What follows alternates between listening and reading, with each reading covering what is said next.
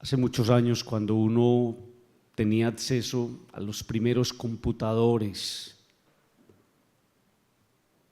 y uno iba a comprar el computador a una de estas tiendas, inmediatamente el que vendía el computador le decía a uno: pero tienes que comprar este regulador. Entonces el regulador, yo no sé si eso todavía se usa, era un aparato que se conectaba y uno conectaba el computador al regulador como para que regulara las cargas y no se le fuera a quemar a uno el computador. Entonces eso era como una especie de polo a tierra que mantenía las cosas bien y que cortaba esos picos de electricidad en caso de que estuviera tronando, en caso de que hubiera algunas descargas. El polo a tierra de un cristiano es Jesús. El polo a tierra de nosotros es Cristo. Amigos, y Cristo es el que nos mantiene a nosotros regulado. Y es ahí cuando uno entiende que cuando uno no está con Cristo, está contra Cristo.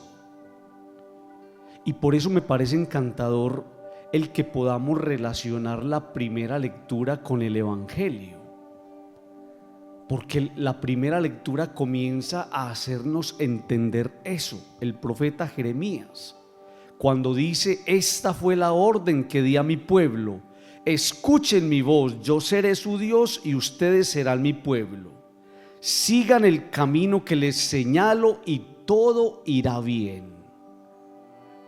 Cuando una persona se empieza a soltar de Dios y cuando uno se desconecta de ese regulador, uno se vuelve supremamente vulnerable.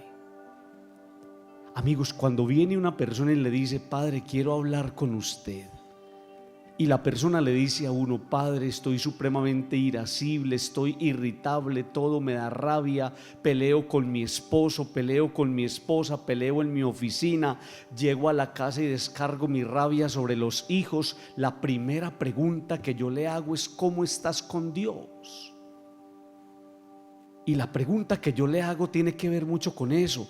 Dios es el que lo regula a uno. Dios es el que hace posible que usted mantenga un clima de tranquilidad. Dios es el que hace posible que usted se exija. Dios es el que hace posible que usted tenga autocontrol. Dios es el que hace posible que usted se domine. Por eso en la primera lectura, cuando se nos dice: escuchen mi voz, yo seré su Dios y ustedes serán mi pueblo, sigan el camino que les señalo y todo les irá bien. Pero ustedes no quisieron escuchar ni hicieron caso, al contrario, caminaron según sus ideas, según la maldad de su corazón obstinado, según la maldad de su corazón, me dieron la espalda. Y cuando uno le da la espalda a Dios, termina levantándose contra Dios. Entonces uno se puede volver un endemoniado. Lejos de Dios, uno empieza a engordar sus propios demonios. Y cuando uno tiene adentro el demonio, tiene que ver en el otro al demonio. Y eso fue lo que pasó con los contemporáneos de Jesús. Estaban tan llenos de sus propias ideas, estaban tan llenos de sus propios intereses, estaban tan llenos de rabia y de ira contra un Jesús que hacía signos en nombre de Dios, que empezaron a identificarlo con el mismo diablo, con Belcebú. Uno no se puede soltar de Dios, amigos.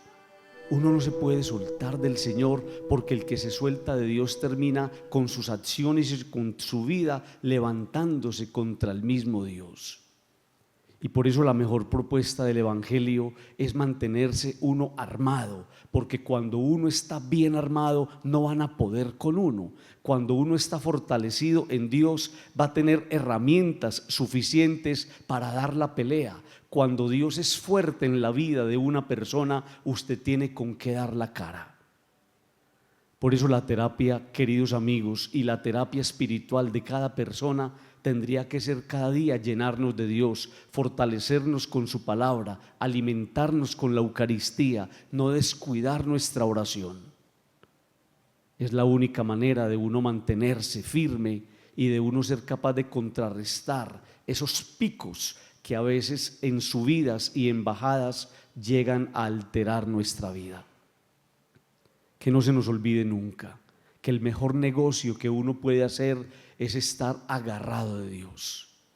Entender que Dios no necesita de nosotros, pero que nosotros sí necesitamos de Dios, porque Dios de una manera extraordinaria llega a regularnos, a moderarnos y a regalarnos la capacidad de entrar en comunicación respetuosa con los demás.